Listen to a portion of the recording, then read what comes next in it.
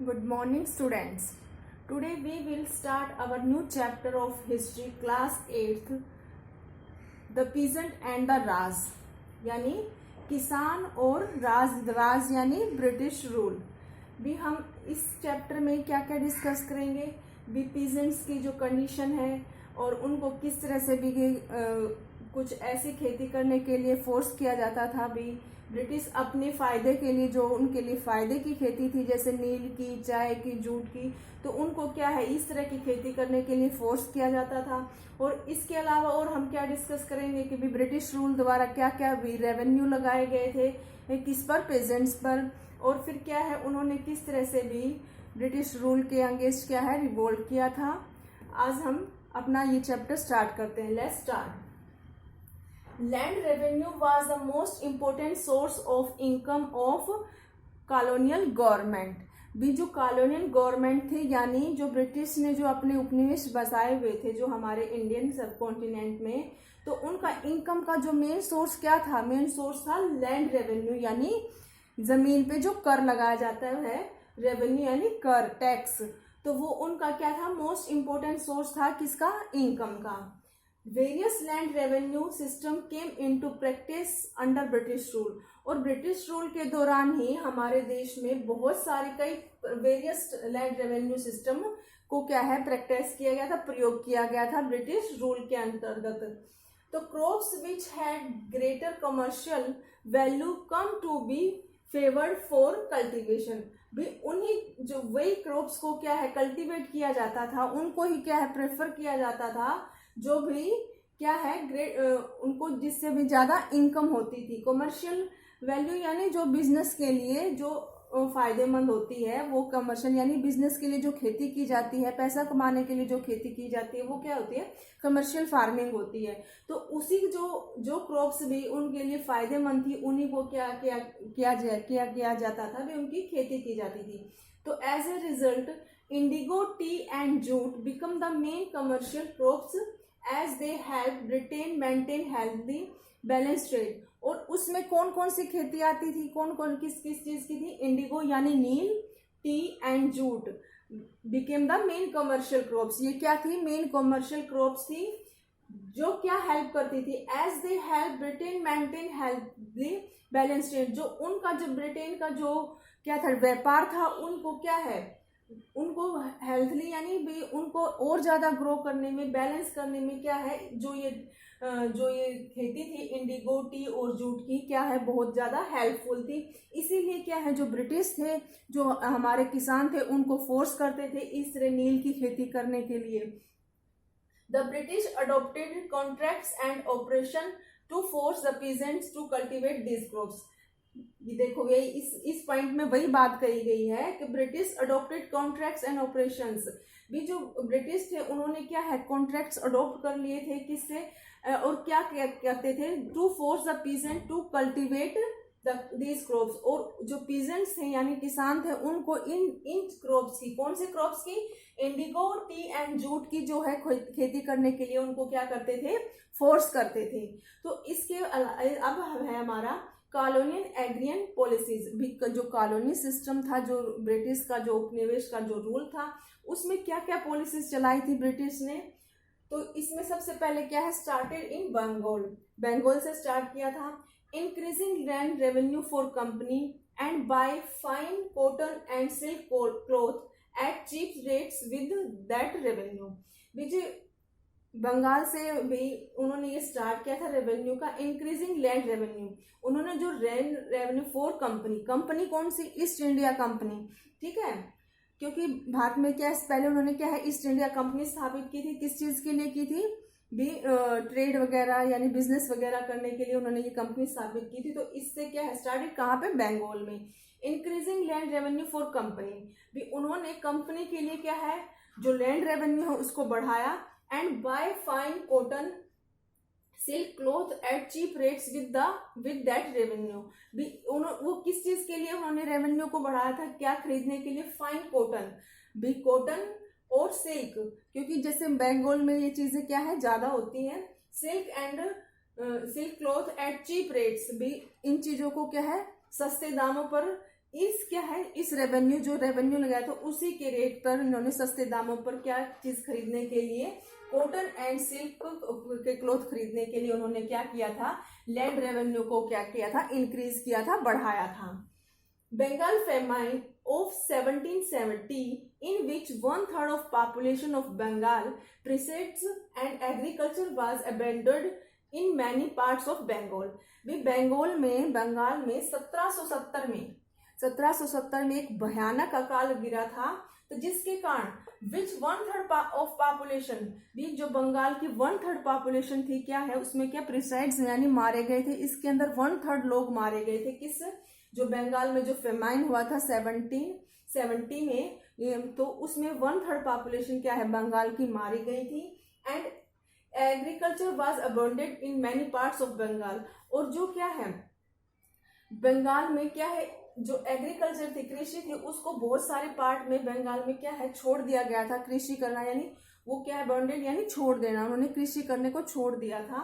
और किसके कारण, बंगाल फेमाइन के कारण यानी अकाल के कारण। EEIC means east India company introduce main types of land revenue settlements in India.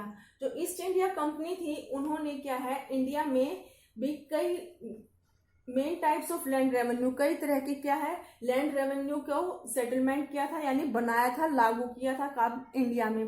तो इसमें क्या है, 3 मेन टाइप्स ऑफ रेवेन्यू है जिनको हम अब डिस्कस करेंगे। फर्स्ट क्या है, द परमानेंट सेटलमेंट। पहला क्या है, परमानेंट सेटलमेंट। ये कहाँ पर किया गया था, Bengal, Bihar, Orissa and Banaras division of UP. भी बंगाल, बिहार और उड़ीसा में, और जो डिवीजन ऑफ यूपी के किस उसमें, बनारस में, इसको क्या किया गया था, लागू किया गया था। कौन किसको, द परमानेंट सेटलमेंट। और सेकंड क्या है, ryotwari settlement, Bombay and Madras presidency. और क्या है, जो रैयतवाड़ी सेटलमेंट था, सेकंड टाइप क्या थी, और उसको कहाँ पर, बॉम्बे और मद्रास प्रेसिडेंसी में। और थर्ड क्या है, Mahalwari settlement, large part of modern day UP, central provisions and Punjab. और जो महलवाड़ी सेटलमेंट था वो क्या है, लार्ज पार्ट ऑफ मॉडर्न, जो अब मॉडर्न डे में हमारी जो यूपी है उसका बहुत बड़ा पार्ट, और सेंट्रल प्रोवेंसी जो सेंट्रल प्रांत थे उसमें, और पंजाब में। इसमें क्या है, ये 3 इन जगहों पर क्या है, जो ईस्ट इंडिया कंपनी ने लैंड रेवेन्यूज को क्या बनाया था, उनके नाम क्या है, permanent settlement, ryotwari settlement and Mahalwari settlement. अब इसको हम क्या है, 1 बाय 1 इसको डिस्कस करेंगे। अब हम उन ट्राइब्स को डिस्कस करेंगे जो ब्रिटिश रूल ने क्या है, पीजेंट्स पर लगाए थे, जो सेटलमेंट से। तो फर्स्ट क्या था हमारा, द परमानेंट सेटलमेंट। ठीक है, परमानेंट सेटलमेंट्स किसने इंट्रोड्यूस किया था, लॉर्ड कॉर्नवालिस।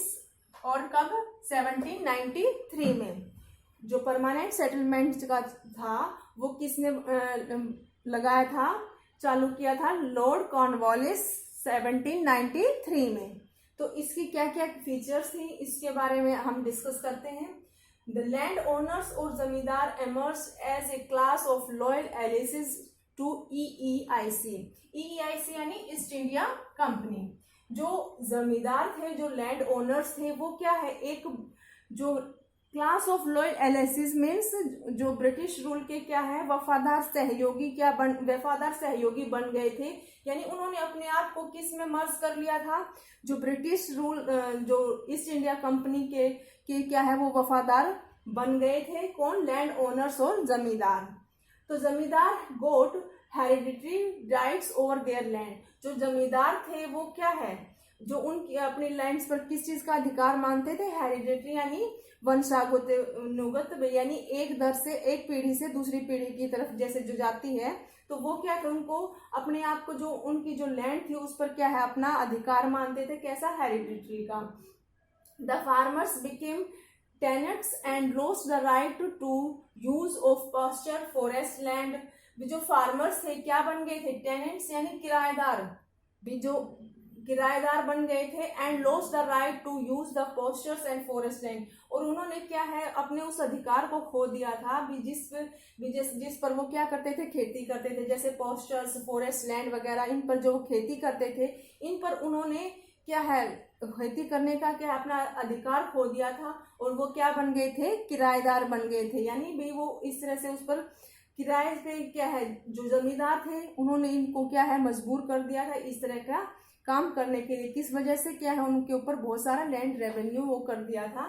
तो the income of company from land revenue became secure and regular. जो इनकम थी जो कंपनी की, किससे मिलती थी, लैंड रेवेन्यू से, तो वो क्या हो गई थी उनके लिए, कंपनी के लिए वो सिक्योर हो गई थी और क्या है, रेगुलर हो गई थी कि भी उन्होंने किसान से क्या है, लैंड रेवेन्यू लेना है। फार्मर्स वर फोर्स टू पे revenue even if the crops fail. जो फार्मर्स थे उनको क्या है, जो रेवेन्यू को क्या है, कर को पे करने के लिए क्या फोर्स किया जाता था, चाहे उनकी इफ द क्रॉप्स फेल, चाहे जो उनकी फसल क्या है खराब हो जाए। ये नहीं कि भी जिस साल में फसल अच्छी नहीं हुई है या खराब हुई है तो उनको क्या है पे नहीं करना पड़ेगा, नहीं, उनको क्या है तब भी फोर्स किया जाता था रेवेन्यू देने के लिए। They were force to borrow money from money lenders at high interest rate. और क्या है, इस वजह से ही उन्हें क्या है इसके लिए भी मजबूर होना पड़ता था, क्या है, बोरो यानी मनी को उधार लेने के लिए, किससे, मनी लेंडर से।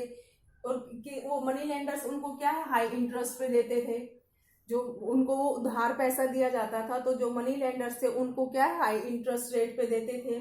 और किस लिए फोर्स होते थे वो, जब उनकी जैसे भी उनको क्या है लैंड रेवेन्यू को पे करना होता था, उनके पास जैसे भी फसल नहीं होती थी तो उस टाइम पे क्या है वो पैसा लेने के लिए मजबूर हो जाते थे, किससे, मनी लेंडर से। और मनी लेंडर इस चीज का क्या है उनका फायदा उठाता था और उन्हें क्या है हाई इंटरेस्ट रेट पे क्या है वो पैसे उधार देता था। In case of non payment of loans भी, जब इस केस में भी जब वो लोन्स को वापस नहीं कर पाते थे तो land was mortgaged and the peasant had to look for an alternate employment and even migrate to cities। जो क्या है, द लैंड वाज जो मोर्टेज यानी गिरवी रखी हुई थी, जो उन्होंने जो लैंड वगैरह जो गिरवी रख देते थे पैसा उधार लेने के लिए, तो क्या है अगर वो जो पैसे वापस नहीं करते थे तो क्या उसको लैंड को क्या है जो मनी लैंडर से उनको उनके उस जमीन के ऊपर उनका अधिकार हो जाता था। तो इससे क्या होता था, and the peasant had to look, और इसके के कारण जब उनके हाथ से जमीन भी चली जाती थी तो उनके पास क्या अल्टरनेट बचता था एम्प्लॉयमेंट के लिए, and even migrate to cities, और क्या है वो सिटीज की तरफ क्या है माइग्रेट यानी प्लान कर जाते थे, सिटीज की तरफ चले जाते थे, यानी किसी नौकरी की यानी काम की खोज में क्या है वो सिटीज की तरफ चले जाते थे जब उनसे क्या है उनकी लैंड छीन जाती थी। तो इस तरह से इस परमानेंट सेटलमेंट्स में ये सब चीजें थी। अब हमारा नेक्स्ट होगा द रैयतवाड़ी सेटलमेंट। अब हमारा नेक्स्ट आता है रैयतवाड़ी सेटलमेंट, ठीक है। और इसको किसने इंट्रोड्यूस किया था, थॉमस मोनरो ने, कब, 1820 में, ठीक है। और इसमें क्या क्या फीचर्स थे इसकी, land revenue was not collected by zamindar but was taken from the ryot और कल्टीवेटर्स डायरेक्टली। भी जैसे परमानेंट में क्या था, जो परमानेंट में रेवेन्यू किसके द्वारा कलेक्ट किया जाता था, यानी जो जमींदार थे लैंड ओनर से उनके द्वारा। लेकिन इसमें क्या है, रैयतवाड़ी सेटलमेंट में land revenue was not collected by जमींदार, जो जमींदार थे उनके द्वारा रेवेन्यू कलेक्ट नहीं किया जाता था, बट क्या किसके द्वारा किया जाता था, but was taken from the ryot और कल्टीवेटर्स डायरेक्टली। भाई जो किन से, जो कल्टीवेटर्स थे, दो जो फसल गए यानी खेती करने वाले थे जिनको रैयत कहा जाता था, उसी के बेस पे क्या है रैयतवाड़ी हुआ था, तो उनसे ही डायरेक्ट क्या है वही डायरेक्ट लैंड रेवेन्यू क्या है पे करते थे, उनके द्वारा ही कलेक्ट किया जाता था, जमींदार के द्वारा कलेक्ट नहीं किया जाता था। Cultivators became land owners. इस वाले सिस्टम में क्या है, इस वाले सिस्टम जो कल्टीवेटर्स थे वो क्या है लैंड ओनर्स बन गए थे।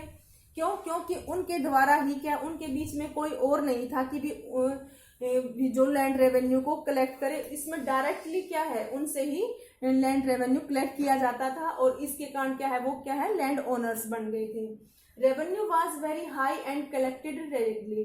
जो रेवेन्यू था वो क्या था बहुत ज्यादा होता था, एंड कलेक्टली रेडिकली यानी रेडिकली मीन्स कठोरता से भी उसको क्या है बहुत कठोरता से भी कलेक्ट किया जाता था। कठोरता से यानी भी जिसके पास भी नहीं है देने के लिए तो क्या उससे भी क्या है जबरदस्ती किसी ना किसी रूप में क्या है उसको कलेक्ट किया जाता था, और जो रेवेन्यू था वो क्या था, बहुत ज्यादा था।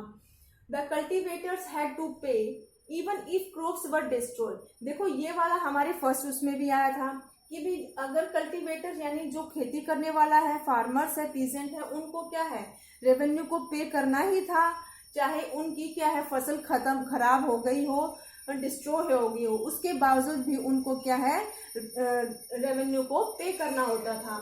The land revenue was revised even if the land revenue was revised and increased after every 20 और 30 years।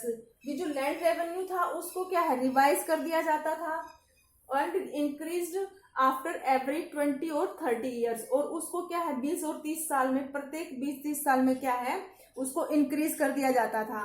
भी जो क्या है उसको जो लैंड रेवेन्यू था उसको रिवाइज कर दिया यानी बढ़ा दिया जाता था, और कब 20-30 साल में उसको क्या है बढ़ा दिया जाता था। The peasants were overburden with heavy taxes, और जो पीजेंट्स थे उन पर क्या बहुत ज्यादा बर्डन था, किसके कारण, विद हैवी टैक्सेस के कारण। They often had to take a loan to pay the land revenue, और इसको पे करने के लिए क्या उन्हें क्या लेना पड़ता था, प्राय लैंड रेवेन्यू को पे कर उनको लोन लेना पड़ता था, यानी जो मनी लैंडर्स हैं उनसे क्या है पैसा उधार लेना पड़ता था। देखो सेम पॉइंट्स हैं उसमें, सेम वही चीजें हैं, क्या है सबसे ज्यादा किसको एक्सप्लोइटेशन हो रहा था, पीजेंट्स को, सारा भार किस पर था, पीजेंट्स पर था। तो और क्या था सब उसमें भी वही क्या है उन्हें क्या है जो है लोन लेना पड़ता था, और नहीं जब वो लोन को वापस नहीं कर पाते थे तो वो क्या है उनकी जो जमीन है या जो भी चीजें है गिरवी रखी जाती थी तो उनको क्या है जो मनी लेंडर्स थे उनको हड़प लेते थे। तो सब क्या है सब क्या इसके बीच में कौन ज्यादा पीस रहा था, पीजेंट पीस रहे थे। अब हमारा लास्ट और थर्ड क्या है, महलवारी सेटलमेंट। उसको किसने इंट्रोड्यूस किया था, होल्ट मैकेंजी 1822 में, ठीक है। इसमें क्या है, द विलेज हेडमैन और the lambardar was responsible for collecting the revenue and making it over to the government. इस वाले सिस्टम में क्या था, जो यूनिट थी जो विलेज की उसको महल कहा जाता था। तो उसको क्या है जो उसका जो रेवेन्यू को क्या कलेक्ट करने का काम कौन करता था, द विलेज हेडमैन। जो विलेज का हेडमैन कौन होता था, लंबरदार, जिसे लंबरदार भी कहा जाता है। Was responsible for collecting land revenue, भी वो क्या है जो लैंड रिवेन्यू को कलेक्ट करने के लिए क्या है रिस्पॉन्सिबल होता था, and making it over to the government, और उसको इकट्ठा करके वो किसको दे देता था, गवर्नमेंट को, यानी ब्रिटिश रूल को दे देता था, यानी East India Company. Lambardar fix the revenue on the basis of type of land, total land under cultivation and custom and rights of different agriculture groups. भी जो नंबरदार था वो क्या है किस बेस पर रेवेन्यू को फिक्स करता था, लगाता था, भी वो देखता था भी पूरे गांव में यूनिट्स में कितनी टोटल ऑफ लैंड है, और कितनी टोटल ऑफ लैंड, कितनी टाइप ऑफ लैंड है, और कितनी टोटल ऑफ लैंड पर क्या है कल्टीवेट किया जाता है, खेती की जाती है, and custom and right of different groups, और क्या किसके उनके भी क्या क्या कस्टम्स थी, और उनके भी डिफरेंट एग्रीकल्चर जो ग्रुप्स थे उनके क्या क्या भी राइट्स थे, उन सब को क्या है को देख कर ही क्या है जो नंबरदार था वो क्या है रेवेन्यू को फिक्स करता था, लगाता था। Revenue that each village Mahal had to पे, जो रेवेन्यू था जो ईच विलेज जो महल यानी जो इस महल के अंतर्गत जो यूनिट बनी हुई थी, यानी इसमें कितने विलेज आते थे, उसमें क्या है प्रत्येक विलेज को क्या है रेवेन्यू को पे करना होता था। That rate of revenue was to revise periodically and not fixed permanently, और जो रेवेन्यू था वो क्या है एक टाइम के एक पीरियड के अनुसार क्या है रिवाइज होता रहता था, एंड नॉट फिक्स्ड परमानेंटली, और जो वो क्या है वो फिक्स नहीं था, वो घटता यानी घटता बढ़ता रहता था, यानी घटना तो क्या बढ़ता ही रहता था, उसको क्या है फिक्स नहीं किया गया था किसमें, महलवारी में, और क्या है उसको रिवाइज एक टाइम के पीरियड के बाद क्या रिवाइज किया जाता था, और नॉट फिक्स परमानेंटली, और वो क्या है फिक्स नहीं था। आज हमने अपने इस टॉपिक में क्या है जो ब्रिटिश रूल या ईस्ट इंडिया कंपनी के द्वारा जो हमारे जो पीजेंट्स पर कुछ रेवेन्यूज लगाए हुए थे, जो जैसे परमानेंट है, रैयतवारी सेटलमेंट है, महलवारी, इनको हमने डिस्कस किया था। इससे आगे हम अपनी नेक्स्ट वीडियो में डिस्कस करेंगे।